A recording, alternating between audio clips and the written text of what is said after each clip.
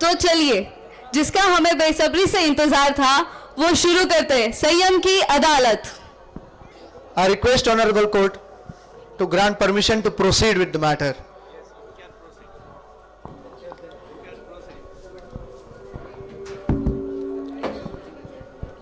Amol ji, Advocate Amol ji, please continue. जय Jinendra. 1 minute, please. 1 minute. Yes sir. She is not accused. She is petitioner. Okay, Kindly note. Thank you sir. हाँ okay.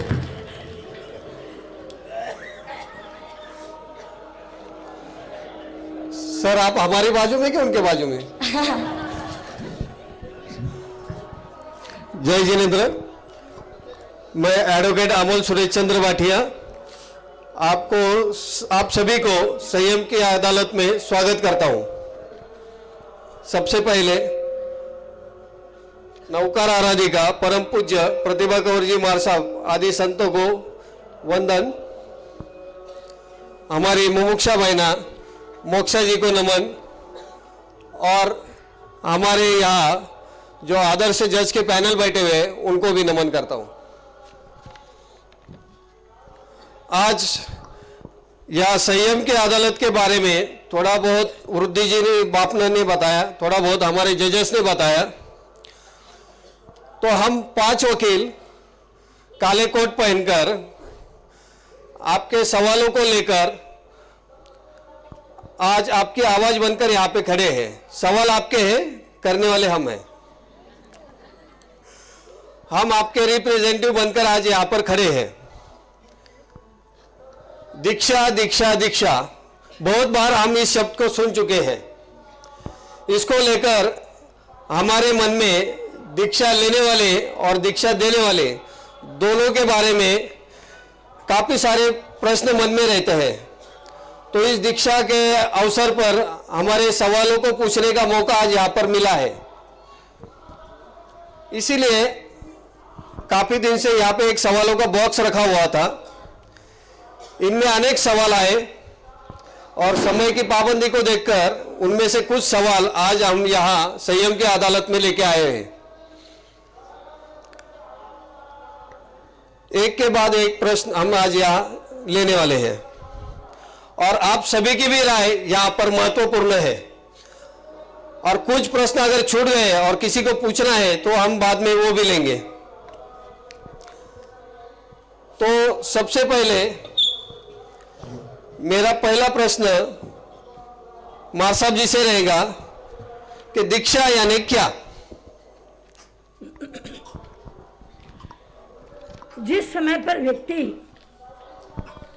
अपने भाव विरक्ति की ओर बढ़ा लेता है, विरक्ति यानी समता, शांति, सहजता, शालीनता, और जिस समय पर व्यक्ति संसार के समस्त चित्रण को देखता है, सारी बातों को देखता है, तब आप भी सोचते होंगे और बोलते भी हैं, कुछ नहीं पड़ा इस संसार में, सही में यहाँ कुछ नहीं है। और लेकिन यह प्रश्न सबके मन में थोड़े समय तक रहता है, किंतु जो दीक्षा लेने वाले होते हैं उनके मन में यह सवाल अखंडित अक्षय रूप से तय कर लेता है। दीक्षा यानी संयम, संयम यानी विरक्ति, विरक्ति यानी संसार के अंदर प्रलोभन में फंसाने वाले सभी चीजों से दूर रहकर मोह, माया और ममता से अलग होकर आत्म साधना, ध्यान, धारणा, स्वाध्याय आदि में लीन होकर अपने जीवन की यात्रा को थोड़े अल्प प्रमाण में साधन लेकर के पूरी करना, उसको संयम कहते हैं।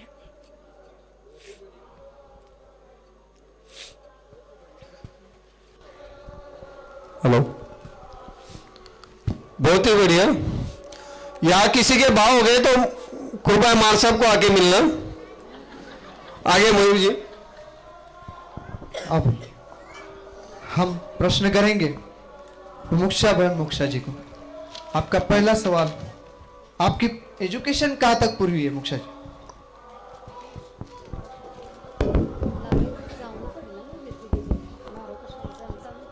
मैं अभी बीए इन साइकोलॉजी कर रही हूँ। अभी मेरा लास्ट ईयर चल रहा है। अगला सवाल मोक्षा जी के लिए ही रहेगा। मोक्षा जी, आपने अभी सांसारिक पढ़ाई के बारे में बताया। हम ये जानना चाहते हैं कि आप संयम धारण करने जा रही है, तो आपकी धार्मिक पढ़ाई भी जरूर हुई होगी। तो आपकी धार्मिक पढ़ाई क्या हुई है और आगे और कुछ सीख रही हो या अभी? आचार्य भगवत ने दीक्षा लेने के लिए जितने कोर्स बताए हुए हैं उतने मेरे हुए हैं, जैसे कि प्रतिकमन, भक्तांबर स्तोत्र, कल्याण मंदिर स्तोत्र, दशवेकालिक आदि सब। और अभी मैं उत्तराधान सूत्र का अध्ययन कर रही हूँ। अगले सवाल के लिए गौतम जी। मोक्षा जी, हमने सुना था आपको लॉ करने का था, फिर आपके मन में वैराग्य के भाव कैसे आया? वैराग्य के भाव ऐसे आए, एक दिन पप्पा और हम मतलब पूरी फैमिली महासा के दर्शन के लिए गए थे। उस टाइम मेरी फर्स्ट मीट थी महासा के साथ। तब मेरे माथे में वही चल रहा था कि मुझे लॉयर बनना है। तब पर मैंने महासा को देखा। महासा के पास बहुत सारी भीड़ थी, बहुत सारे लोग उनके पास आए हुए थे। तब मुझे संसार रूपी लॉयर बनना था और हमारे परम पूज्य महासा संयम रूपी लॉयर है, संयम रूपी जज है। तब उनके पास बहुत सारे क्वेश्चंस उनके सॉल्व करने के लिए आते थे। मेरे मन में विचार आया, उनके पास ऐसा एक क्वेश्चन आया था। एक लड़का रहता है, वो किसी एक लड़की पर प्रेम करता है और वही लड़की किसी दूसरे पर लव करती है। ऐसे ही चलते रहता है।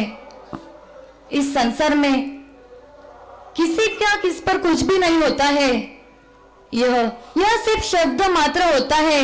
यह एक्सप्लेनेशन हमारे गुरनिसा ने दिया था। तब इसी शब्दों की वजह से मैं उनके शब्दों पर, उनके भावों पर और जो वो संयम रूपी लॉयर है उस पर अट्रैक्ट हो गई। और इसी वजह से मैंने ये संयम का निर्णय लिया, लॉयर बनने। मतलब आपने संयम रूपी लॉ का निर्णय लिया? जी। आपने जब दीक्षा लेने का निर्णय पहली बार घर वाले को कैसे बताया और उनकी प्रतिक्रिया क्या थी? उन्होंने आपको रोकने का प्रयास नहीं किया? सच कहूँ तो मैं मेरे पापा से और मम्मी से बहुत डरती थी। मुझे मेरे पापा और मम्मी के सामने कुछ बोलते ही नहीं आता था।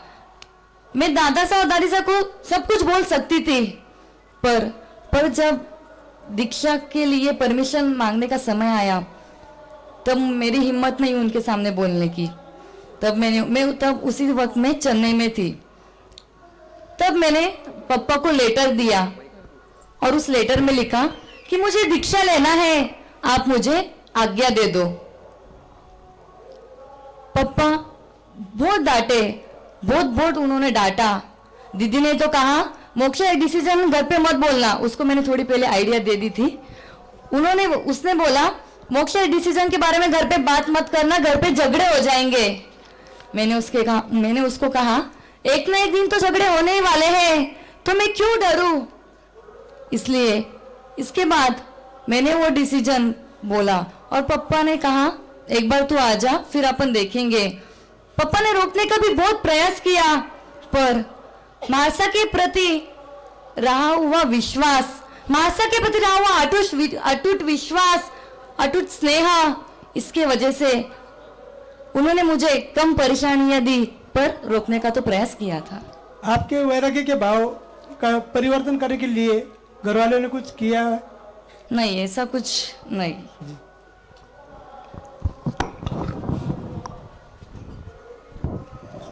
बढ़ते हैं आप मोक्षा जी के। अभी हेलो, आप मोक्षा जी के वीर माता पिता। अच्छा, हेलो हेलो हेलो हेलो, बोलो ना। हेलो हेलो ये ले माइक दे। हेलो, जब आपको मुमुक्षा बहन मोक्षा ने दीक्षा लेने की इच्छा जाहिर की, हाँ, तब आपकी प्रतिक्रिया क्या थी?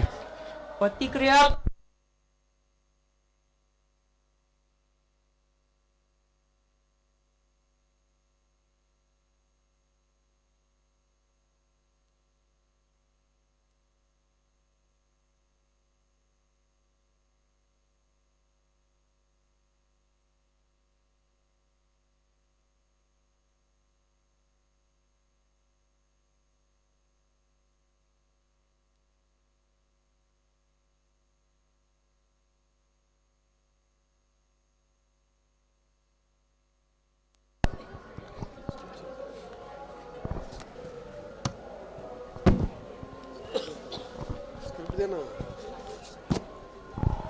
चालू है। Hello, hello.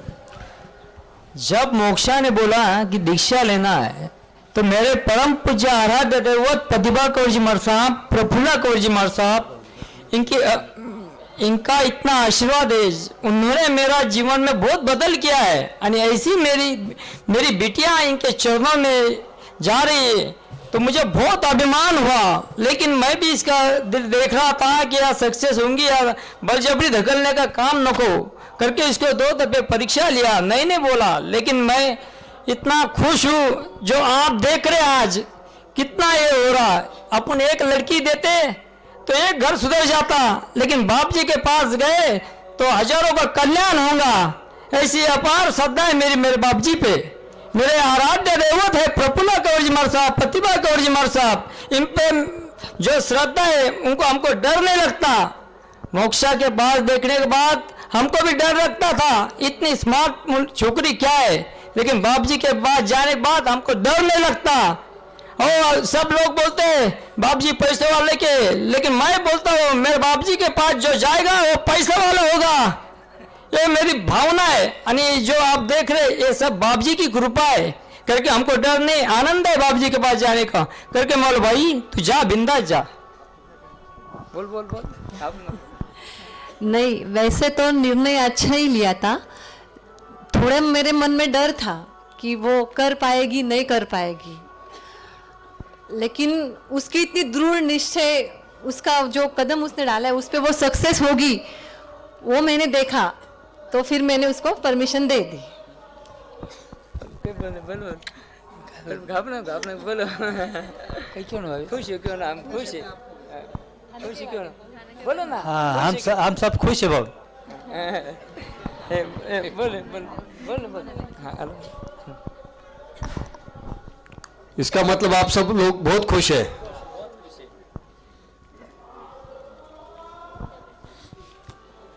आपकी प्यारी और लाडली बेटी फाइनली दीक्षा लेने जा रही है, तो आपको कैसा महसूस हो रहा है?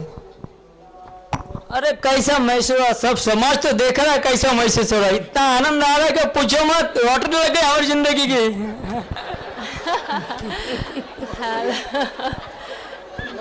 एक तरफ खुशी तो बहुत ही है, लेकिन अंदर से माँ का दिल जो तो है, लेकिन शान, श्रीरामपुर की शान और चोपड़ा परिवार की भी शान बहुत बढ़ गई है, और वो आगे संयम के मार्ग के आपके सबके आशीर्वाद से ऐसे ही बढ़े, यही मेरे को कहना है। हेलो, एक तुम तो देख रहे कैसे बाप जी ने उनको गढ़ाया है, खुशी में तो क्या होगा, इससे क्या इज्जत विजय सब। मतलब आपको गौरव महसूस हो रहा है? प्रशांत बाबू, आपका जवाब बहुत लाजवाब था। समाज में आपके जैसे पिता और तैयार हो जाए। इतनी सुंदर लड़की कोई किसी लड़के को नहीं देते, तो आज बार साहब को दे, तो सोचो माँ बाप का दिल कितना बड़ा होगा, कितना पत्थर रख के उन्होंने आज ये निर्णय लिया है। और दादाजी भी यहाँ पे बहुत खुश है, बोलना तो बहुत कुछ चाह रहे हैं पर बोल नहीं पा रहे हैं। आप अपनी बेटी के भविष्य के बारे में क्या शुभकामना देना चाहोगे?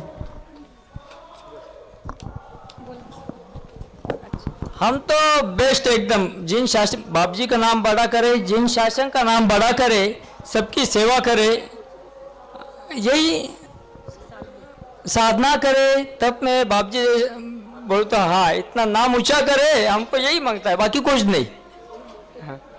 आपकी मनोकामना जरूर पूरी होगी। धन्यवाद। ठीक है, आप आ सकते हैं। धन्यवाद।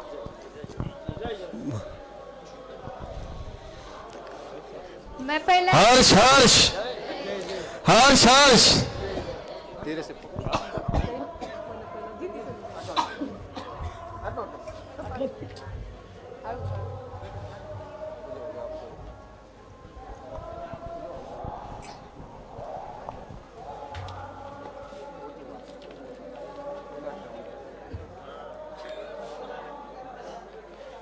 मैं पहले जनता से सवाल करना चाहती हूँ कि आप में से किसी का कभी भी दीक्षा लेने का मन हुआ था क्या, या हुआ है? हाथ ऊपर कीजिए। हाँ, एक किसी का भी कभी दीक्षा लेने का भाव हुआ क्या? पीछे कौन खड़े हुए थे अभी? जो बैठेंगे उनका भाव नहीं था, जो खड़े रहेंगे उनका भाव हुआ था शायद। हाँ, उधर एक मिनट, उधर एक माइक दो उनके पास।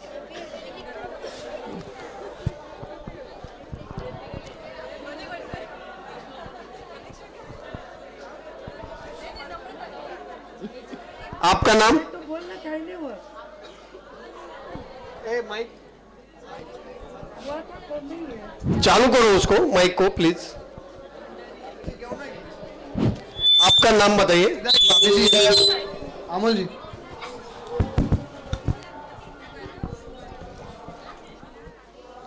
आवाज नहीं आ रहा है, जरा आप देखेंगे प्लीज। आप आगे आ सकती है प्लीज। जब तक इनका लेते जाओ। आप बोलिए। जय जिनेन्द्र। प्रवचन सुनते हैं तब पक्का दीक्षा का भाव होता है, पर जैसे प्रवचन खत्म होता है घर पे जाते हैं तो खास भाव खत्म। भैया को देख के भाव खत्म। भाभी जी, आपका नाम बताइए। नाम? कविता मरलेचा। यहाँ पर माइक दीजिए प्लीज।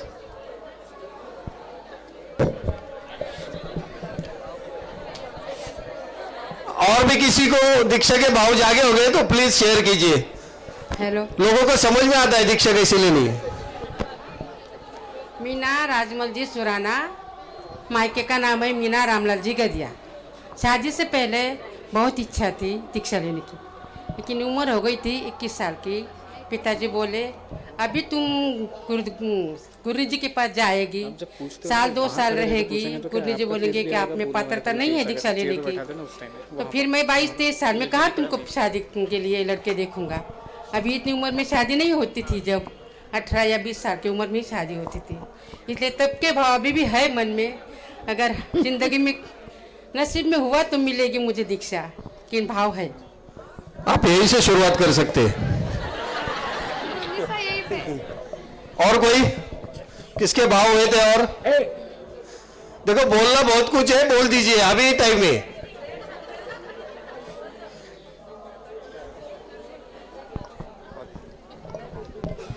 गुरनीसा जी, मैं भी जनता और हम सब आपसे जानना चाहते हैं, आपके दीक्षा के भाव कब और कैसे हो गए? मारसब जी, जरा आप बताएंगे तो उनको आसानी होगी दीक्षा लेने में।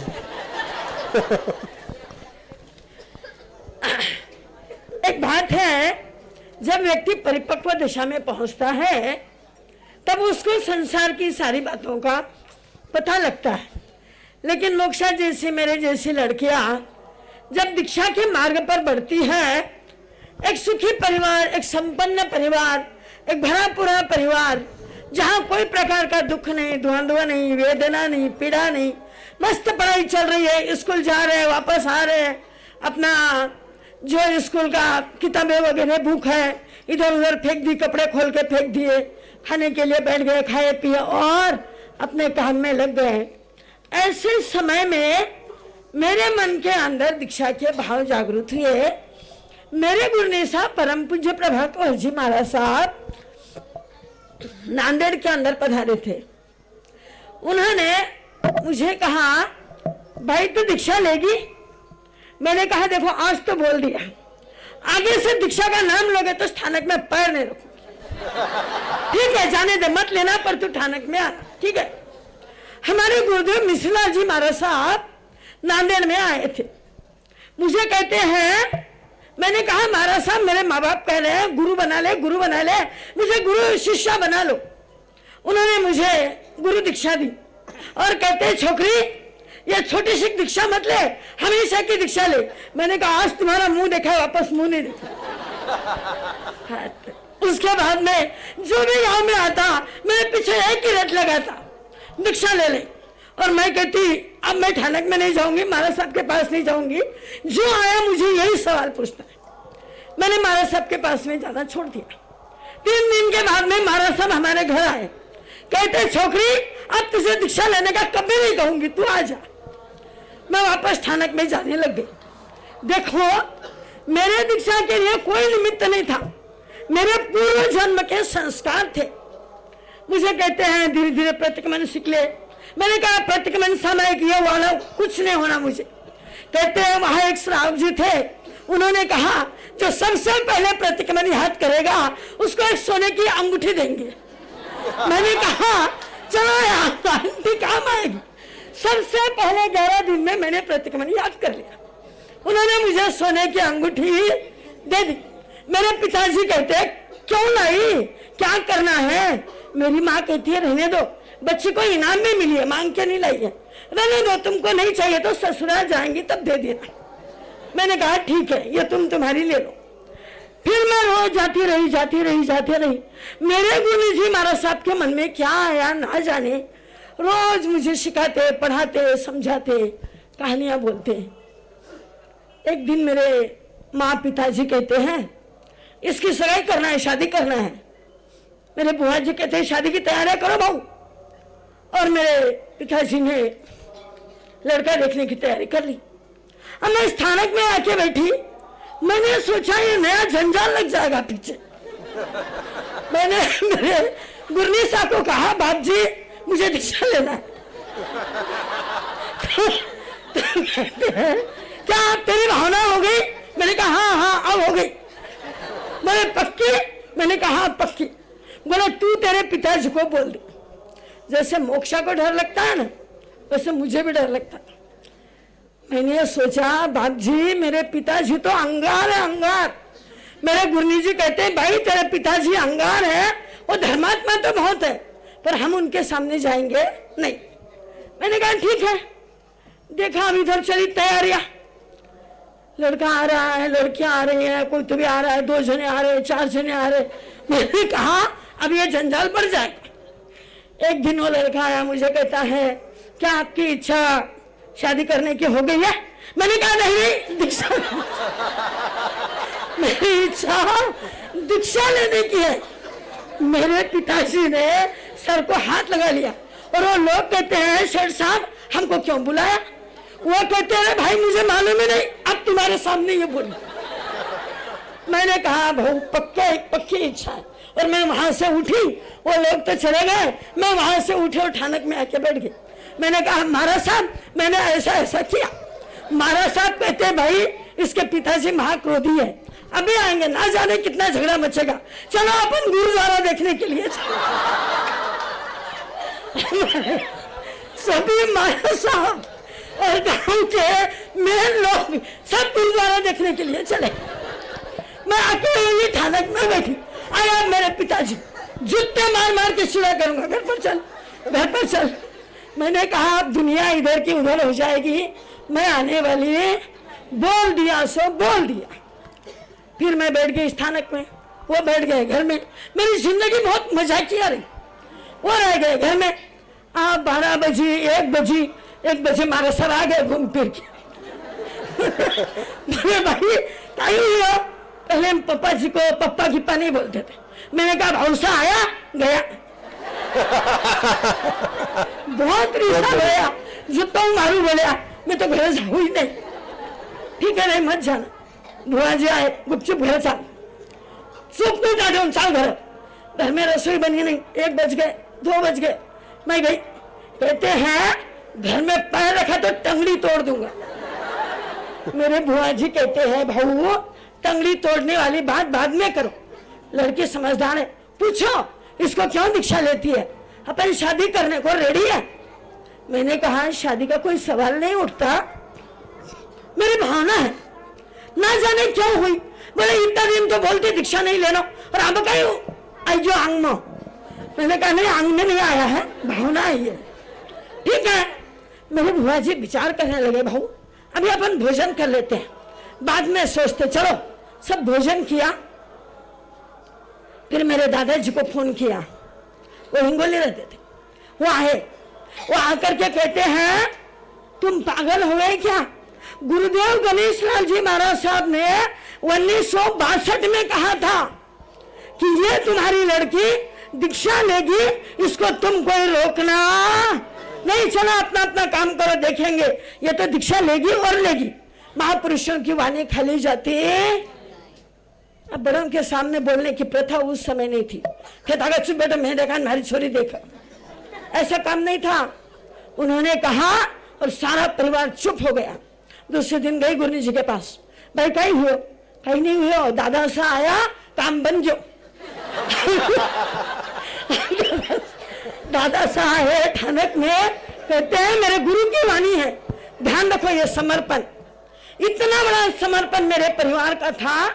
उन्होंने कहा मेरे गुरु की वाणी है और ये दीक्षा लेने वाली है, ठीक है महाराज साहब आपके साथ में रखो, 1-2 साल सिखाओ। ठीक है बोले। अब 4-5 दिन 6 दिन 7 दिन हुए और एक दिन सारे लोग जमा हुए। हमने सुना हमारे गांव की लड़की दीक्षा ले रही। बोले हाँ इसको पूछो। मैंने कहा, बोले ठीक है ले रही है तो हमारा सब लेने दो, लेकिन आपको मेरे गांव में दीक्षा करना पड़ेगा। मेरे गुरु साहब कहते हैं मैं मुहूर्त निकालती हूँ, जिस मुहूर्त पर आप दीक्षा दोगे तो मैं दीक्षा इसे इस गांव में दूंगी, नहीं तो मैं दीक्षा ही नहीं दूंगी। मैंने कहा मैं तो दीक्षा लूंगी। उन्होंने मेरा मुहूर्त निकाला 29/11/1973, 29/11/1973, और जिस दिन मैंने बोली उस दिन था 19/10/1973। मैंने कहा ठीक है। बाप जी कहते भाई ठीक है। मैंने कहा ठीक है बहुत अच्छा है। माँ बाप कहती ये क्या झंझट है, 1 महीने में हमारी छोकरी ने कुछ आता नहीं जाता नहीं, 2 किलोमीटर पैदल चली नहीं, ये क्या है। गुरु जी महाराज साहब कहते हैं तुम आज्ञा दे दो। सारा गांव जमा हो गया ना, आज्ञा बोले तो ये क्या है, 1 महीने में छोकरी को लेके जा रहे भरमा के, ये क्या झंझट है। सारा गांव आ गया। महाराज साहब कहते हैं भाई इसकी इच्छा हो तो दो, नहीं इच्छा हो तो मेरी जबरदस्ती। मैंने कहा मैं दीक्षा लेके रहूंगी और अब तो मैं 29/11 को ही लूंगी। अब गांव के लोग कहते हैं महाराज साहब बोलते फिर आज्ञा लिख दो, लिखी। गांव के लोग कहते हैं हमको हमारी छोकरी के ऊपर भरोसा है, तुम 1 महीने के अंदर हमारे छोकरी को लेके जाने की सोच रहे हो, कल यदि कुछ हो गया। वो गांव के एक व्यक्ति बहुत ऐसे कड़क थे, कल यदि कुछ हो गया ना गुरनी साहब तो हम आपको रोड पर लेंगे, हमारी छोकरी का नाम बदनाम नहीं होगा, तुम जिम्मेदार रहोगे, बोलो क्या करोगे। गुरनी साहब इतने चैलेंजेबल थे, उन्होंने कहा हाँ मैं जवाबदार हूं। बोले लिख के दो, बात पहले तुम लिखो बाद में हम लिखते हैं, लिख के दो, मैं इस छोकरी को संभालूंगी, कोई प्रकार का डिस्टर्ब नहीं आएगा, ये संयम पालेगी। अरे आज तक किसी गुरनी जी ने लिख के नहीं दिया, परिवार वालों ने लिख के दिया, मेरे गुरनी जी ने लिख के दिया, 4 पंचों के साथ लिख दिया। अब समाज के लोग और परिवार वालों ने सोचा ठीक है चलो, आज्ञा हुई और मेरी 29/11/1973 के दिन 11:45 में मेरे गुरनी साहब ने कह दिया 46वें मिनट नहीं होगा, तुम्हारे लाख कार्यक्रम होने दो, 45वें मिनट में इसकी दीक्षा होगी। और 11:45 पर नांदेड़ के अंदर मेरे गुरु जी महाराज साहब, प्रभाकर जी महाराज साहब, धीरज कंवर जी महाराज साहब और मेरी ज्येष्ठ गुरु भगिनी प्रकाश कंवर जी महाराज साहब, इनके सानिध्य में 73 में मेरी दीक्षा सानंद संपन्न हुई। और आज मैं उनके कृपा से बड़े आनंद से संयम पाल रही। ठीक है, बहुत बढ़िया मार साहब। काफी संघर्ष में आपको दीक्षा मिली मार साहब, और जो अभी बहन बुआ जी आए थे उनको भी आइडिया मिल गई होंगी क्या करना पड़ेगा। आपने उनको काफी अच्छी तरह से समझाया। और आपने जो अभी अंगूठी की बात की मार साहब, कल भी मोक्षा जी ने कल 2 जन को अंगूठी दी है कल सबके सामने, तो कहीं वही सोच रखे तो नहीं दी।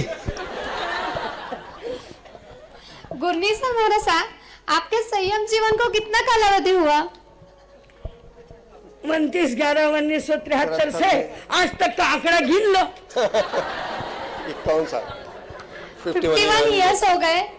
महाराज साहब, आपने हमारी मुमुक्षा बहन के अंदर ऐसा क्या देखा जो आपने दीक्षा की अनुमति दी उनको? कौन से गुण देखे? ये देखना नहीं पड़ता है, दिख जाता है।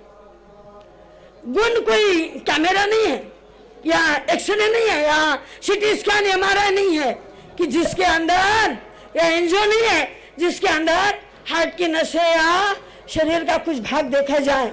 भाई, यह तो आत्मा के विचार है।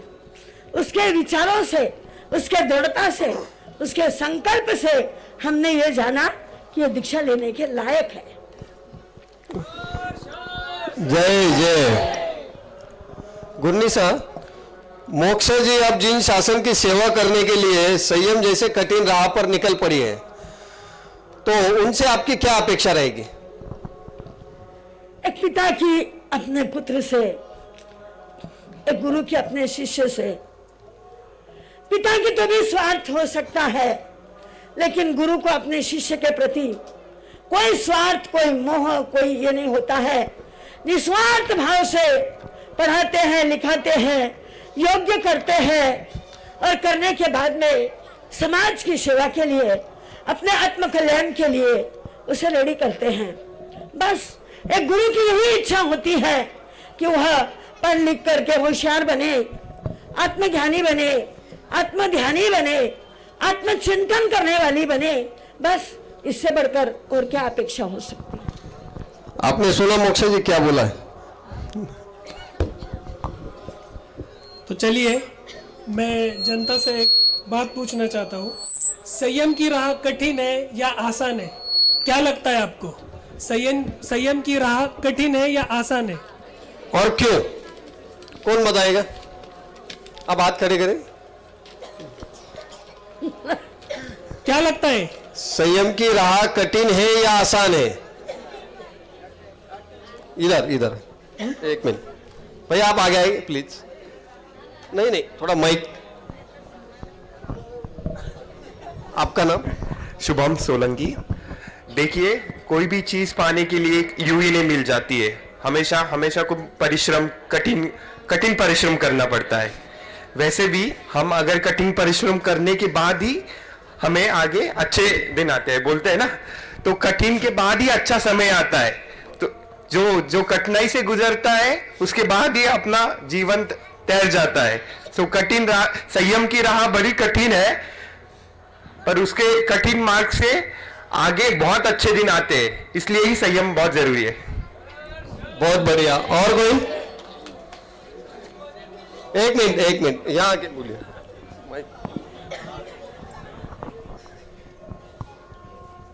थोड़ा आगे आओ।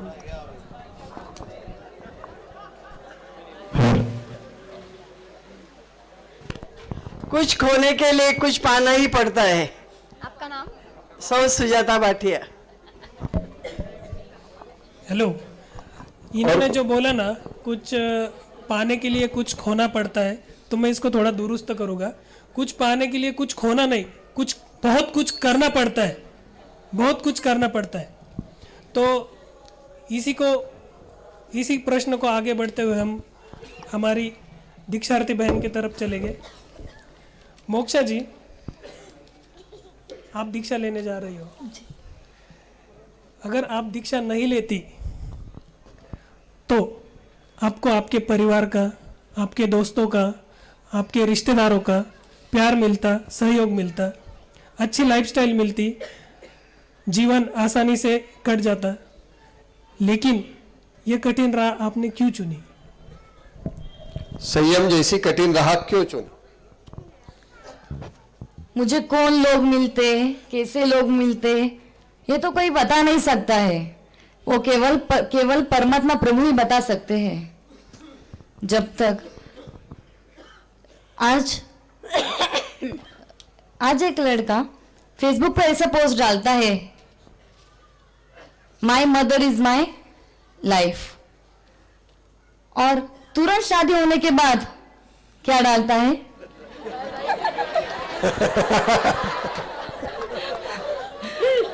भाव बदल गए। आपको पता है मुझे दिखावे का प्यार पसंद नहीं है। जब तक पुण्यवानी है, जब तक अपना पुण्य है, तब तक ये संसार के रिश्ते चलते रहते हैं। और जब पुण्य का स्टॉक खत्म, जैसे गाड़ी का पेट्रोल खत्म हो जाता है तो गाड़ी कैसे ठप हो जाती है, वैसे ही अगर पुण्य का स्टॉक खत्म हो जाता है तो कौन सा रिश्ता, कैसा रिश्ता, बराबर ना? बहुत सही, बहुत सही, बहुत बढ़िया। मोक्षा जी, कुछ दिनों से आप गांव-गांव जा रहे हो, घर-घर जा रहे हो, अलग-अलग लाइफस्टाइल की वेशभूषाएं कर रहे हो, अलंकार पहन रहे हो और अलग-अलग प्रकार के स्वादिष्ट पकवान खा रहे हो, और लोग भी बहुत चाव से बना रहे हैं आपके लिए। तो आप इन सबसे भी आपका मन आपको दीक्षा लेने से रोक नहीं रहा है? अब मुझे दीक्षा लेने के लिए कोई भी नहीं रोक सकता है। मुझे परम पूज्य महाशय ने ही कहा था कि यह धर्म का कार्य है, घर घर में कलश देना, यह बहुत धर्म का कार्य है, इसलिए मैं जाती थी। और आप सभी को तो पता ही है, मुझे खाने में रुचि नहीं है, ना ही मुझे ओढ़ने में रुचि है। ये जो कुछ भी कर रही हूँ मैं, वो औपचारिकता निभा रही हूँ, ऐसा मुझे गुरनिसा ने कहा था। और हम अब देखते हैं, मेरी इच्छा थी कि मेरी दीक्षा मेरी जन्मभूमि में हो। मैंने जो कुछ भी ड्रीम देखा था कि मैं इमेजिन करती थी स्थानक में आने के बाद, दीक्षा के भावों के बाद स्थानक में आने के बाद मैं इमेजिन करती थी कि मेरी दीक्षा ऐसी होगी, वैसी होगी। मेरे सब कुछ ड्रीम्स, ये सब कुछ मेरे जो अरमान थे, वो परम पूज्य गुरु जी और परम पूज्य गुरनिसा के कृपा से सब कुछ हो गए हैं। इसलिए मैं यही कहना चाहूंगी, मैं दीक्षा लेने के बाद सिर्फ परोपकार की भावना रखती हूँ और आत्म कल्याण की भावना रखती हूँ। हर्ष हर्ष। नहीं, लोगों को ऐसा लगता था कि शायद भाव बदल गए होंगे, नहीं बदले। बहुत बढ़िया। मोक्षा जी, आप ही के लिए अहम सवाल है, आपके दीक्षा लेने के निर्णय से समाज का एक परिवार, एक सुंदर होनहार लड़का एक सुंदर होनहार लड़की से वंचित रह जाएगा, इस बारे में आपका क्या कहना है? अहम सवाल। एक परिवार तो ऐसा ही रह जाएगा। कौन सा परिवार, कौन से रिश्ते और कौन बच्चे, ये सुंदरता। आज मैं 20 साल की हूँ, आज मैं सुंदर दिख रही हूँ आप सबको, पर मैं 30 साल की होंगी, 40 साल की होंगी तब और सुंदर दिखेंगी।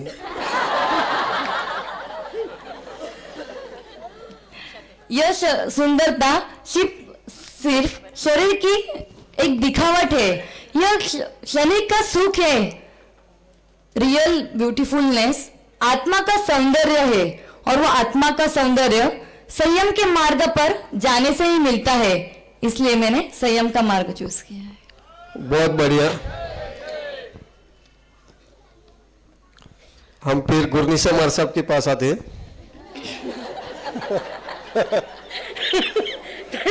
मार साहब जी, क्षमा चाहूंगा अगर कुछ ऊपर नीचे पूछ लिया तो। क्या दीक्षा लेने से ही मनुष्य जीवन का कल्याण होता है? और अगर ऐसा है तो बहुत से लोगों के यहाँ पर भाव है, फिर भी दीक्षा ले नहीं पाते, ऐसा क्यों? ऐसा नहीं कह सकते हो कि दीक्षा लेने से ही कल्याण हो सकता है। भगवान महावीर स्वामी ने 2 मार्ग बताए हैं, एक आदर्श श्रावक का और एक आदर्श साधु का। दोनों ही मार्गों से कल्याण हो सकता है, लेकिन उसमें डिफरेंस है। वो ये है, 100 में से 90% जो है वो झुकता माप संयम की ओर प्रभु ने दिया है, और 10% घर के अंदर रहने वाले लोग भी यदि घर में रह करके भी यदि संयम पालन करते हैं तो शायद 10% में उनका नंबर लग सकता है, लेकिन ये इसलिए दीक्षा लेना लेकिन ये नहीं हो सकता। और दीक्षा लेना इसलिए जरूरी है, चाहे जितने हमारे भाव हो संसार में रहने वालों के, लेकिन थोड़ा कुछ देखा कि जैसे अग्नि के पास में रखा हुआ घी पिघल जाता है, ऐसे ही मन के भाव पिघल जाते हैं। इसलिए इस चंचल मन को कंट्रोल करने के लिए, स्वच्छंदता से स्वतंत्रता की ओर लाने के लिए दीक्षा लेना जरूरी है। और जब तक हमारा मन कंट्रोल में नहीं रहेगा तब तक कल्याण होने वाला नहीं है। और संसार में रहने वाले लोगों का मन कंट्रोल होना बहुत मुश्किल है। अरे कोई मन में ठान लिया आज मैं जमीन कन खाना नहीं है महीना भर, और उसके बीच में यदि कोई करोड़पति के यहाँ शादी हो और रिसेप्शन का बुलावा हो और समाचार आ जाए कि आपको जाना है, व्यक्ति सोचता है पचकान लिए है ना, एक दिन टूट जाएंगे, बाद में आगे का निभा लेंगे, आज तो चलते हैं।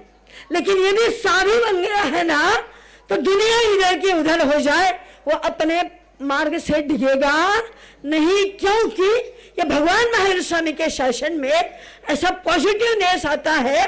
इस प्रकार की त्याग की भावना उत्तरोत्तर बढ़ती जाती है। जैसे व्यापारी के मन में 100 कमाने के बाद में 1000, 1000 कमाने के बाद में लाख, लाख कमाने के बाद में 10 लाख, और 10 लाख कमाने के बाद में करोड़, ऐसे ही साधु की श्रेणी चढ़ती है और वह आत्मा उत्थान के लिए आगे बढ़ता है। और जो जो ये पदार्थ देखता है त्यों त्यों वह सोचता है भला हुआ मैं इस प्रपंच से मुक्त हो गया, नहीं तो आज मेरे भी पचकान भंग जाते हैं। तो आत्मकल्याण तो संयम के बिना नहीं है, और संयम दीक्षा के बिना नहीं आता है। अब आपने सवाल पूछा कि भाव है पर दीक्षा क्यों नहीं लेते? अरे मन डावाडोल है, खिचड़िया वैराग्य होता है, वो क्षणिक पतंग के समान, हल्दी के समान रंग चढ़ता है और थर्मामीटर का पारा ऊपर चढ़ता है और नीचे उतरता है। इसमें कोई मतलब वाली बात नहीं है। सच्चा वैरागी हो तो भाव उतरते नहीं, और झूठा हो तो दीक्षा लेते नहीं। बहुत बढ़िया हमारे साहब, बहुत अच्छे तरीके से समझाए। शायद अगली दीक्षा भी जल्दी होगी।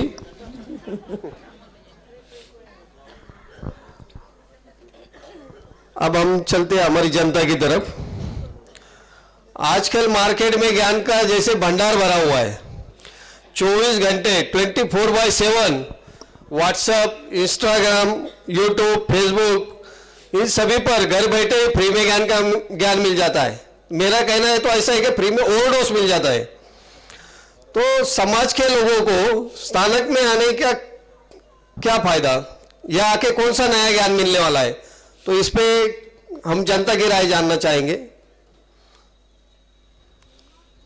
स्थानक में आकर नया क्या ज्ञान मिलने वाला है? नहीं, सब घर बैठे ही ज्ञान ले रहे आपको। स्थानक में आके धार्मिक ज्ञान मिलता है। प्राची गुंदेचा। स्थानक में आके धार्मिक ज्ञान मिलता है। अच्छा, धार्मिक ज्ञान तो व्हाट्सएप, यूट्यूब पे बहुत है, बहुत समझा के बोलते हो। पर जो ज्ञान गुरुवर के गुरुनी साहब व्हाट्सएप के पास मिलता है, वो ज्ञान व्हाट्सएप पे नहीं मिलेगा। सही बात। और आओ मैंने आई सको, आप बताओ। एक मिनिट, विषयाला सोडून थोडं विषय चेंज होईल। 1997 मध्ये मी पोटाच्या आजाराने ट्रीटमेंट नाशिकला डॉक्टर प्रकाश जोशीकडे घेत होतो। म्हटलं मला वजन कमी होऊ राहिले, तेव्हा मला बॉम्बे हॉस्पिटलमध्ये ॲडमिट केलं। 7-8 दिवस ॲडमिट केल्यानंतर त्यावेळी प्रतिभा कौरजी महाराज साहेबांचा चातुर्मास श्रीरामपूरला या जागेत चालू होता, आणि मी बॉम्बे हॉस्पिटलमधनं मला ट्रीटमेंट नाही मिळाली। मी श्रीरामपूर येथे 4-5 दिवस राहिल्यानंतर एक दिवशी महाराज साहेबच्या बखांमध्ये राजाची मुलगी आणि कोळ्याचा मुलगा या लग्नाचं त्यांचं व्याख्यान ऐकलं मी. आणि व्याख्यान ऐकल्यानंतर 4-5 दिवसानंतर मी आपलं सुरुवात करून एक तब्येत माझी काही परत होत नव्हती. माझं 12-13 किलो वजन कमी झालं होतं. मी 3 उपवास केले, 4 केले. 5व्या दिवशी मला घरातल्या सगळ्या परिवाराने विचारलं, काय भानगडे, कस काय 5 उपवास होऊ राहिले. म्हटलं पण मला काही त्रास होत नाही, त्यांचे पचकाने मला 6 झाले, 7 झाले. 8व्या वेळेस महाराज साहेबांनी, माझी तब्येत खराब होती, त्यांच्या कानावरती हा विषय गेला होता. त्यांनी घरच्या लोकांना सगळ्याला बोलवलं की बाई हे 8पर्यंत गेले, आता हे संपवायचं केव्हा. मग 8 उपवासाची पचकावणी म्हणून सगळी सासरवाडी, सर्व बहीण आणि मनसुख चोरडे हजर होते चितळेचं श्रीखंड खायला. हॅलो, त्यावेळेस मी थोडा सासरवाडीच्या लोकांना हट्ट केला होता का बा माझा आता पार ना करायचा आहे तर तुम्ही येताना चितळेचं श्रीखंड आणायचं, चितळेचं चक्का घेऊन या, श्रीरामपूरला महाराजकडं आपण बोलू. मनसुख शेठचं तसं भांडण माझं दररोज असतं, पण कधी कधी ते बोलतात. आणि 8ची पचकावणी म्हणून सगळे सासरवाडीचे लोक, भाऊ बहीण सगळे या स्थानकाच्या जागेमध्ये पचकावणीला आले. आणि 8ची पचकावणी झाल्यानंतर मी महाराज साहेबांना सांगितलं मला 9 करायचे. ते म्हणा सगळा पाहुणा बेन बेटा गोळ्या हुई आणि रमेश भाऊ ते 9 माती किसके आएगा. मैं कि वे जाऊं दे, वे जिम जाई निकलने, पण मारी भाव 9 करंडी. 9ची पचकावणीला माझ्या घरामध्ये एक पाहुणं राहिलं, कुणीच थांबलं नाही. मी, माझी मिसेस आणि माझी एक लहान बहीण तेवढे थांबलं. महाराज साहेब घरी आले, पार एकदम चांगला झाला. आता आज 2-4 दिवसापासून मी माझ्या मिसेसला म्हणतोय, मी महाराज साहेबचे पाया पडतो, महाराज साहेब बघत नाही. ती मला म्हणती त्यांना किती टेन्शन आहे, त्यांना ही दीक्षा व्यवस्थित शांततेने पुरी व्हावी असं त्यांच्या मनात आहे. तुमच्या मनात काय, तुमच्याकडे बघितलं पाहिजे, त्यांचं टेन्शन वेगळं आहे म्हणे. तर बापजी तुम्ही आम्ही काही टेन्शन मध्ये दिलो, पण कधी कधी नाही नाही नाही नाही नाही अहो आशीर्वाद आहे म्हणून तर माझे 9 झाले.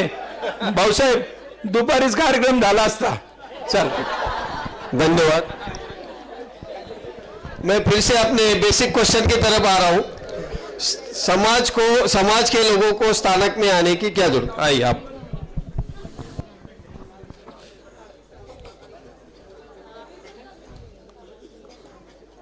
आपका नाम. काजल सोलंकी. जो व्हाट्सएप फेसबुक पे स्थानक में आने के बाद पॉजिटिव वाइब्स मिलते हैं जो हमें मोबाइल व्हाट्सएप पर नहीं मिलते हैं, ये मेरा सबसे बड़ा कहना है.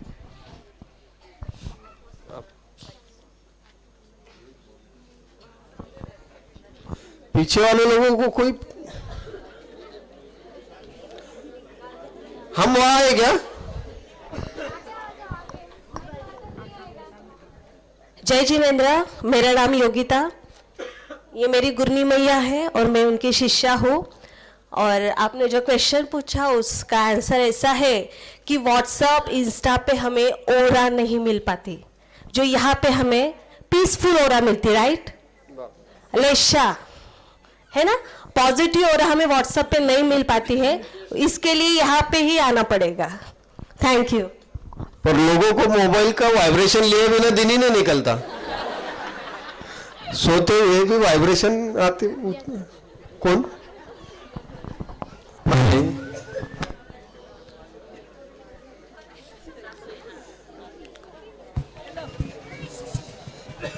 जो धार्मिक है उन्हीं को ही सब और आगे समझे सका, बाकी ना और कहीं समझे नहीं. हेलो, हम व्हाट्सएप पर तो हम प्रवचन सुनते हैं, लेकिन जब हम प्रवचन सुनते हैं तो प्रवचन सुनते सुनते हम घर के कामकाज भी करते हैं, तो प्रवचन सुनते सुनते हम पाप कार्य भी करते हैं. लेकिन जब हम स्थानक में आते हैं, महाराज साहब के दर्शन भी हो जाते हैं, एक श्रुत सामयिक भी हो जाती है और हम पाप कर्मों से भी बच जाते हैं. ये हमारा क्या हो जाता है, हमारे पुण्य का उपार्जन हो जाता है, इसलिए हमें स्थानक में आना पड़ता है. बहुत ही बढ़िया आंसर दिया है, बहुत ही बढ़िया. वृद्धि जी, अरे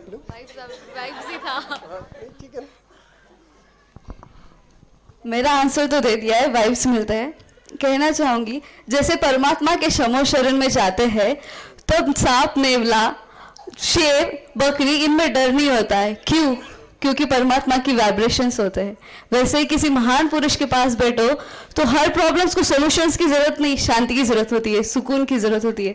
वो मिलता है महान पुरुषों के चरणों में। बस इसीलिए लोग चाहते हैं। हर्ष, ऐसे मेंटर्स समाज में होने चाहिए। तो यही सवाल मैं मार साहब जी से इसका समाधान जानना चाहूंगा। नहीं, मार साहब जी आप इस पे समाधान दीजिए कि सालक में आना क्यों जरूरी है। भाई ऐसा है कि हम बोल, एक मिनट,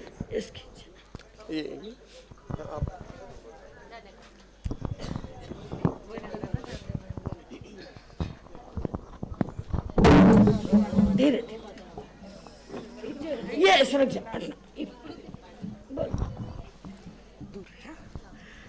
नमिल, सबसे बड़ी बात यह है कि व्हाट्सएप पर भी और फेसबुक, इंस्टाग्राम पर भी प्रवचन, ज्ञान, ध्यान सब कुछ मिलता है।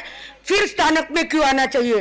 पर सबसे बड़ी बात है कि जब आप फेसबुक पर प्रवचन या व्हाट्सएप पर प्रवचन सुनते हो तब आप संतों को देखते हो, पर जब स्थानक में आते हैं तो संत आपको देखते हैं, और जिस पर संत की दृष्टि पड़ जाती है, एक नजर भी यदि संतों की आप पर पड़ जाए तो आपका जीवन निहाल हो जाता है। इसलिए धर्म स्थान में आना चाहिए। बहुत बढ़िया मार साहब, पर इन्होंने कहा वो भी सही है, आपने कहा वो भी सही है, पर ये बात भी सही है कि वो प्रवचन ही देखते क्या उस पर, ये बात भी सही है ना। तो मार साहब जी आपसे भी हम समाधान जानना चाहेंगे। भाई बात यह है, जब तक आदमी आमने सामने नहीं आता तब तक उसको ज्ञान मिल सकता है लेकिन प्रेम नहीं मिल सकता। ज्ञान मिल सकता है लेकिन प्रेम नहीं मिल सकता।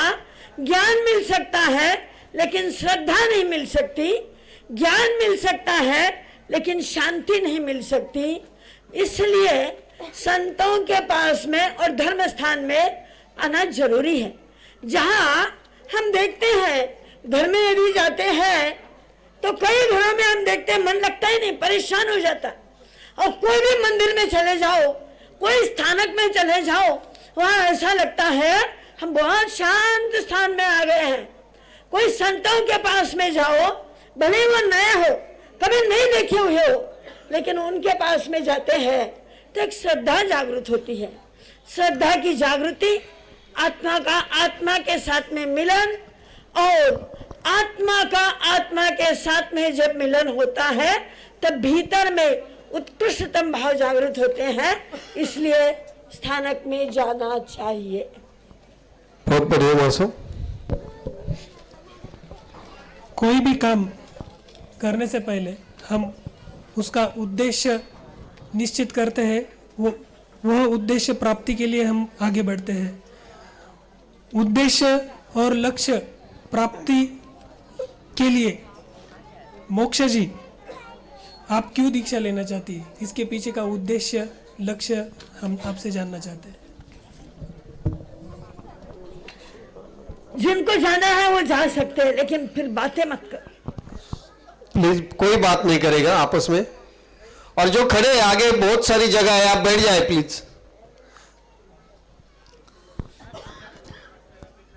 मेरा दीक्षा लेने के पीछे का उद्देश्य आत्म कल्याण का, आत्म शांति का, जितना हो सके उतना परोपकार करना, खूब खूब पढ़ाई करना, ज्ञान प्राप्त करना, और मेन मतलब हमेशा हमेशा गुरु गुरुनी जी के सहवास में रहना।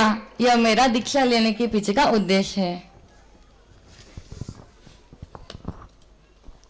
मोक्षा जी, हमने सुना है आपको समाज सेवा भी करनी है, तो आप समाज सेवा डॉक्टर, लॉयर या टीचर बनकर भी कर सकती थी ना, तो दीक्षा का मार्ग ही क्यों चुना आपने? ऐसा नहीं कि मैंने समाज सेवा करने के लिए दीक्षा ले रही हूँ, समाज सेवा भी करना है, पर पर यह हुई सेकेंड नंबर की बात। फर्स्ट नंबर पे यह बात आती है आत्म कल्याण की, आत्म तत्व की। आत्म तत्व मतलब मुझे यह गुरनिसा के सहवास में रहकर जो कुछ भी ज्ञान प्राप्त होगा वह ज्ञान मुझे डॉक्टर, वकील, टीचर बनकर यह नहीं होता था। उस फील्ड में मैं सिर्फ पैसे के पीछे और परिवार में अटक जाती थी, फंस जाती थी। लड़की हूं, एक ना एक दिन तो शादी करनी पड़ती थी, अकेले रहने से जिंदगी नहीं निकल पाती थी। तो ये पैसे के पीछे, परिवार के पीछे फंसने से फंस जाती थी, इसलिए फिर मैं अगला सवाल गुरनिसा से करना चाहता हूँ। गुरनिसा, आपको साधु संतों का जीवन और संसारिक जीवन, इनमें से कौन सा जीवन सफल और आसान लगता है?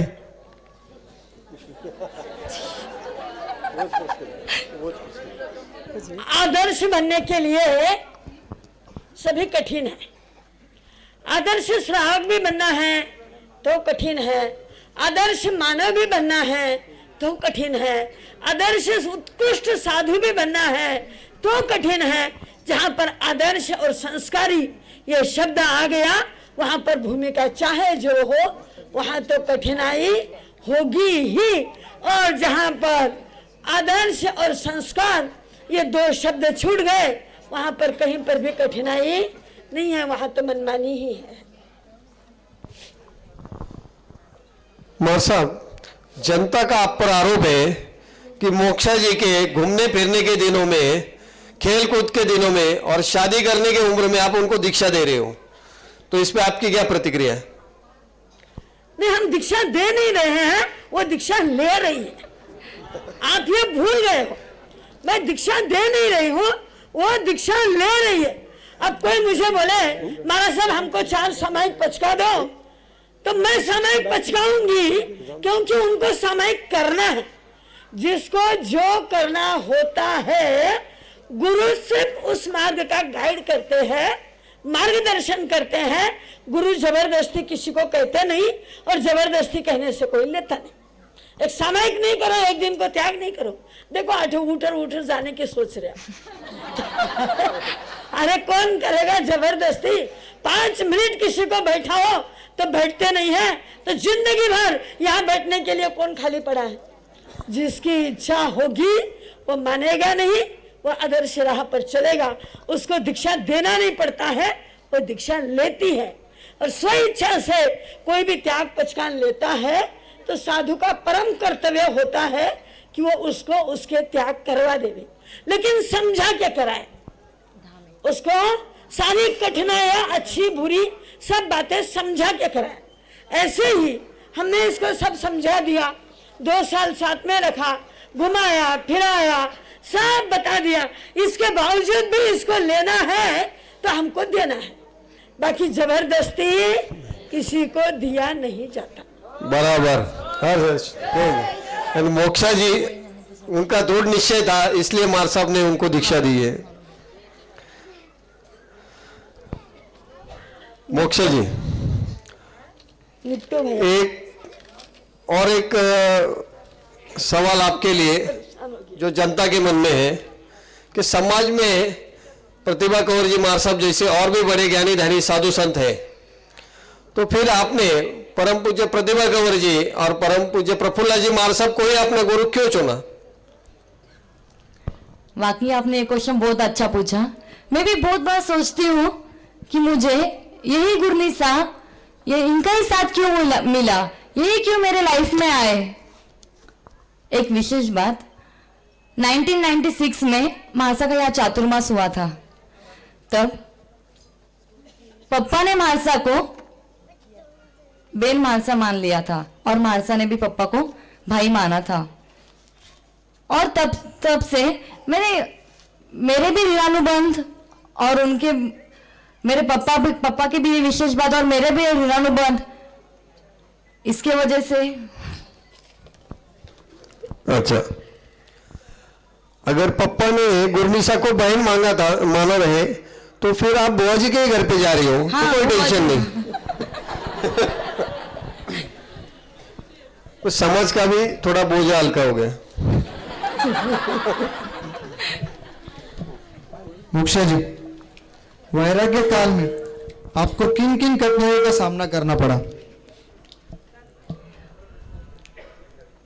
वैराग्य काल में ऐसे कठिनाइयाँ तो कुछ नहीं, पर हम जब चेन्नई हमारा चातुर्मास था, हम बैंगलोर होते हुए महाराष्ट्र में आ रहे थे, तब गुलबर्गा में शाम का विहार था। गुलबर्गा में हम पहुंचे थे शाम को। तब ऐसे ही मैं और मेरे कल्याण मित्र मोक्षा जी, रुद्दी जी सॉरी, मैं और मेरे कल्याण मित्र एक ऐसा मंदिर था, उसके बाहर ऐसे बैठे हुए थे। तब ऐसे थक के बैठे थे, शाम का विहार था इसलिए।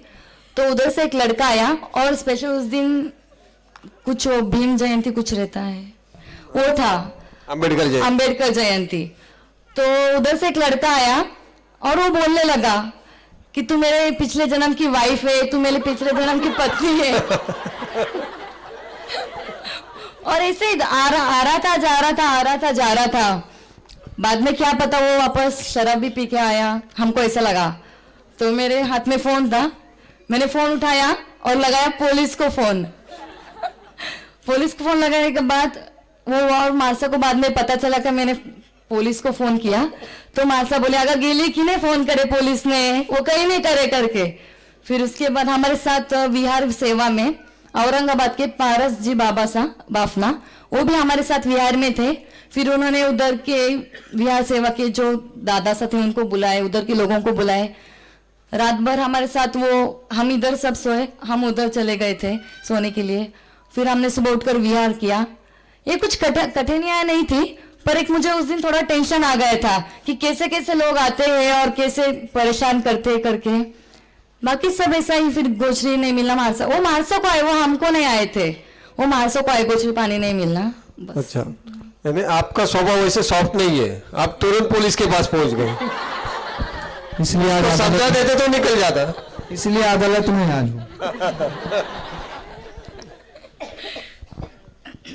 मेरा अगला सवाल जनता के लिए है। श्रावक श्राविका का साधु संतों के बारे में क्या कर्तव्य रहता है?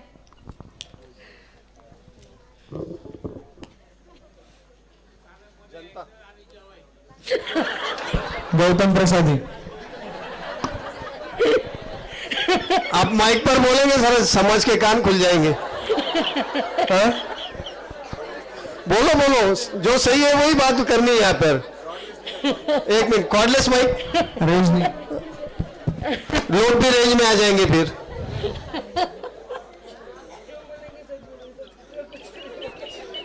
देखो सही बात कड़वी नहीं लगनी चाहिए। पूज्य कुर्निस्ता महाराज साहेब, श्रीवार वंदन। म्हणजे पारगावकर नंतर आमचा नंबर लावला तुम्ही? लावला नाही, ते देवाच्या कृपेने लागला। स्थानक मध्ये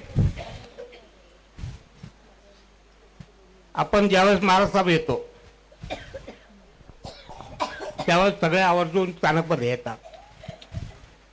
कोणी महाराज साहेबचा आशीर्वाद घेण्यासाठी येतात, कोणी महाराज साहेबांवर प्रेम आहे म्हणून येतात, कोणाची तरी महाराज साहेबची खूप जवळची ओळख आहे म्हणून येतात, आणि काही समाजाच्या भीतीपोटी येतात।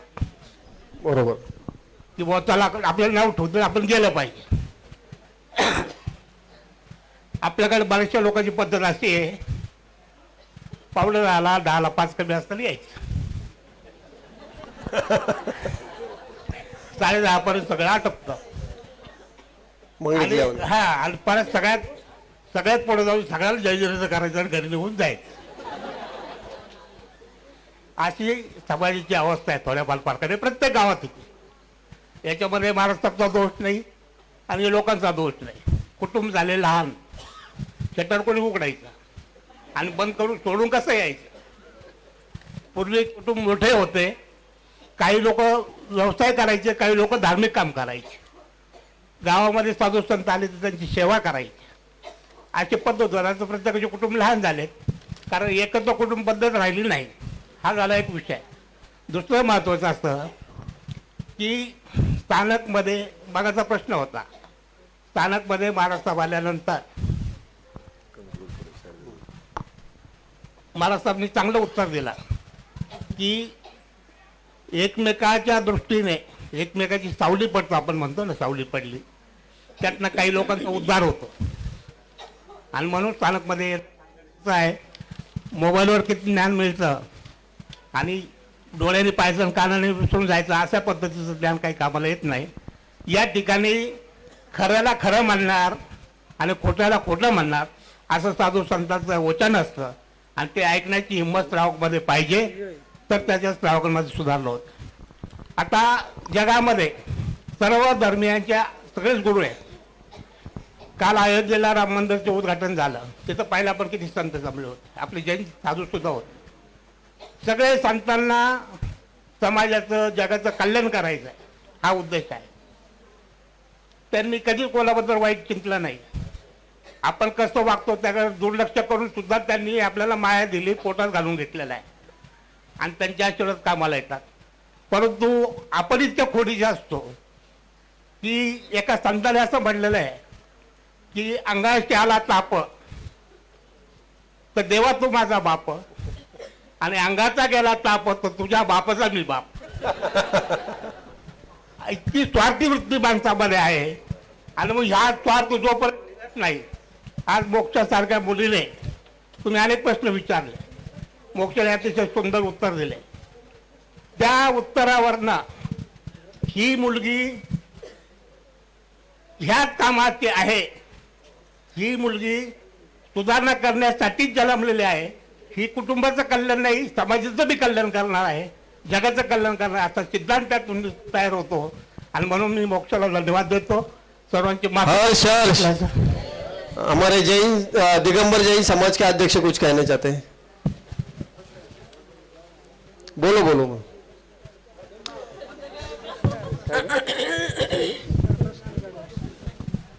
श्रावक श्राविका का साधु संतों के बारे में क्या कर्तव्य है और वैसे ही साधु संतों के समझ के बारे में क्या कर्तव्य है? श्रावक श्राविका का कर्तव्य बोले तो जब भी गुरुदेव महाराज साहब इनका जब भी विहार होता है तो अपने समाज के अंदर कार्यक्रम होता है, बड़े धूमधाम से होते हैं, बड़े माहौल जमा होता है.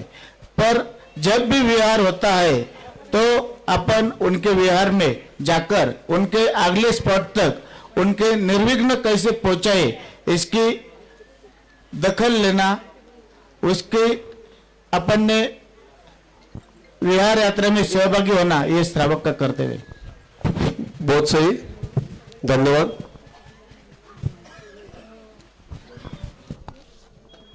आजकल युवा पीढ़ी धर्म से दूर जा रही है, तो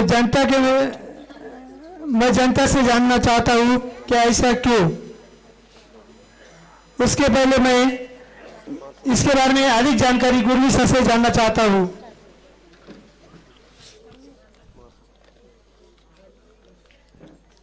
युवा पीढ़ी हो या बुढ़ापा हो, ये भौतिकता की चकाचौंध मानव को अपनी ओर अट्रैक्ट कर रही है. और जैसे अभी आपने कहा कि घर में 2 ही लोग हैं तो कौन आएगा, इसलिए घर के बुजुर्ग लोगों की भी बहुत बड़ी गलती है. वह कहते हैं मैं दुकान स्थानक में जाता हूँ तो दुकान खोल करके बैठ जा. और जब ये ऐसे संस्कार बच्चों में पहले से पढ़ते हैं तो वो जवानी में स्थानक में जाना नहीं चाहते. जब बच्चों के ऊपर यह संस्कार स्कूलों में, क्रिश्चियन स्कूल में जाकर के डाले जाते हैं और तब उनको कोई जैन धर्म का नॉलेज ही नहीं है, तो वो सोचते हैं साधु संतों के पास में जाके क्या करना है, वरना करने नहीं आता और जब जाओ तो वो पचकान ही पचकान देते हैं. ऐसी एक धारणा फैली हुई है. इसलिए शायद युवा पीढ़ी धर्म से दूर है. फिर भी अभी जागृति के क्षण आ गए हैं, काफी युवा जाग गए हैं. जो जाग गए हैं वो जग जाएंगे और जो सो गए हैं वो जिंदगी भर पछताएंगे. इसके सिवाय और कुछ हाथ लगना नहीं है. हर्ष हर्ष. साधु संतों की कई बातें ऐसी है जिसके बारे में जनता की सोच उनसे नहीं मिलती. या फिर उनके बारे में जनता की सोच अलग है? उनमें से कुछ आरोप हम आज जनता से जानेंगे और उसका समाधान आपसे लेंगे। तो सबसे पहला प्रश्न ऐसा है माइक के बारे में, क्या साधु संतों का माइक पर बोलना सही है? इसके बारे में कोई बोलना चाहेगा? भैया वो जल्दी निपटो। हाँ, आप लंबा मत अच्छा, कीजिए, ठीक है। जल्दी निपटो।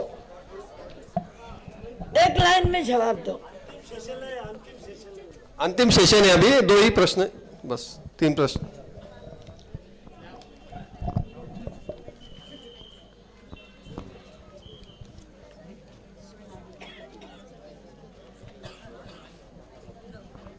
एक्चुअली कार्यक्रम ही लेट चालू हो गया, इसके लिए माइक दे दो उनको जल्दी से, दूसरा माइक दे दो। आप आगे आ जाओ कागज जी।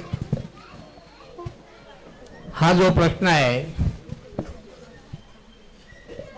माझं मत असं आहे याच्यामध्ये, पूर्वी समाजाची संख्या कमी होती, आता सर्व समाज ग्रामीण भागातून शहरामध्ये आलेला आहे आणि शहरामध्ये महाराष्ट्रात जर आले तर गर्दी खूप वाटते.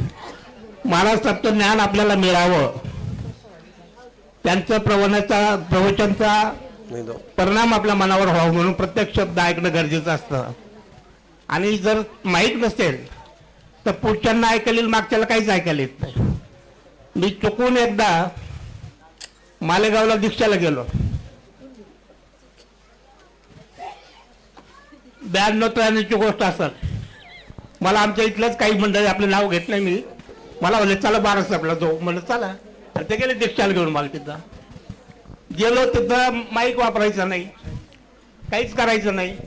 आणि ते महाराष्ट्रात काय म्हणत होते, मागचे काय ऐकत नव्हते, आणि सगळ्या बाया गप्पा मारत होत्या, आणि प्रवचन कोणी ऐकलं नाही, सगळे संपलं की जेवायला इतकी गर्दी वाढली. म्हणजे माईकचा असा होतो की लोकांना काही समजत नाही, आणि समजल्याशिवाय त्या प्रवचनाचं महत्त्व बी समजणार नाही. ठीक है, धन्यवाद। मां साहब, इस बारे में आपका क्या कहना है? भाई बात ऐसी है कि माइक मुझे तो लगता है एक विवाद का विषय बन गया। हालांकि माइक में बोलना नहीं बोलना ये कोई बहुत बड़ा कोई सवाल नहीं है, या इसका कोई बहुत बड़ा जवाब नहीं है। जवाब यही है कि माइक में बोलने से कुछ लोगों का ऐसा विवाद है कि जीव हत्या होती है, हिंसा होती है। लेकिन हमारे आचार्य भगवंत आनंद ऋषि जी महाराज साहब प्रबुद्ध ज्ञानी थे, 32 सूत्रों के जानकार थे, काफी श्रेष्ठ थे, और उन्होंने सोच समझ करके जो डिसीजन लिया है, जो समझा है, मैं समझती हूँ कि वो शास्त्र के विरुद्ध नहीं था, वह शास्त्र से सम्मत था। इसीलिए महापुरुषों ने डिसीजन लिया है। आपको और हमको हमारे महापुरुषों ने जो डिसीजन लिया है उसका पालन करना ही चाहिए, ऐसा मैं जानती हूँ। और कोई अज्ञानी हो, नादान हो तो बात अलग है। हमारे आचार्य भगवंत अत्यंत ज्ञानी थे, और उन्होंने ही डिसीजन लेकर के ये फाइनल किया है कि हमारे साधु माइक में बोलेंगे। अब जिसकी जो मर्जी आए सुनो, ना मर्जी आए ना सुनो, लेकिन दोष है, पाप है, ये सारी बातें जानने के पहले हम ये जानते हैं कि जिनके भरोसे ये चादर ओढ़ी है, ये संसार छोड़ा है, उनका जो इशारा होगा वही काम होगा। ज्यादा विवाद में जाने से कोई फायदा शायद नहीं है। बहुत सही मार साहब, पर माइक यूज करना ही चाहिए, क्योंकि जैसे अभी काका जी ने कहा कि पिछले लोगों को आवाज नहीं आती, तो अभी तो समय की पाबंदी को देखते हुए हम हमारे अगले जो प्रश्न लेने वाले थे वो यही रुकाते हैं। मयूर जी,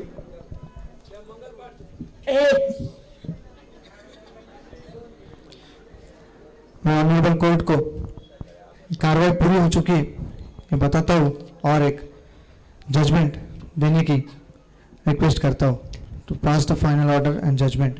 हम इस बारे में निर्णय देने के पहले मोक्षा जी से कुछ बात करेंगे कि आपने जैन धर्म की दीक्षा ही, जैन धर्म में ही दीक्षा क्यों लेनी है और जैन धर्म के बारे में आपकी क्या राय है?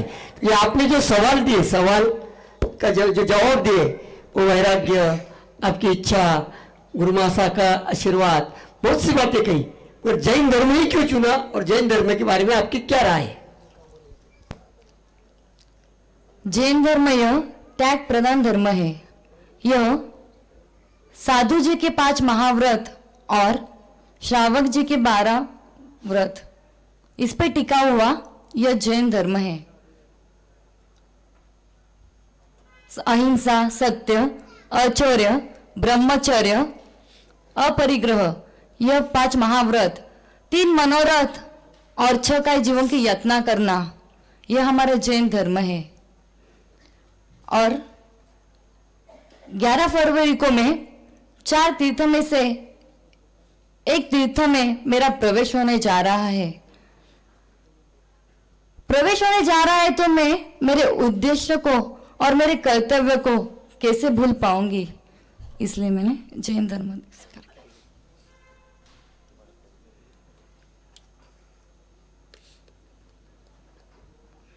बड़ी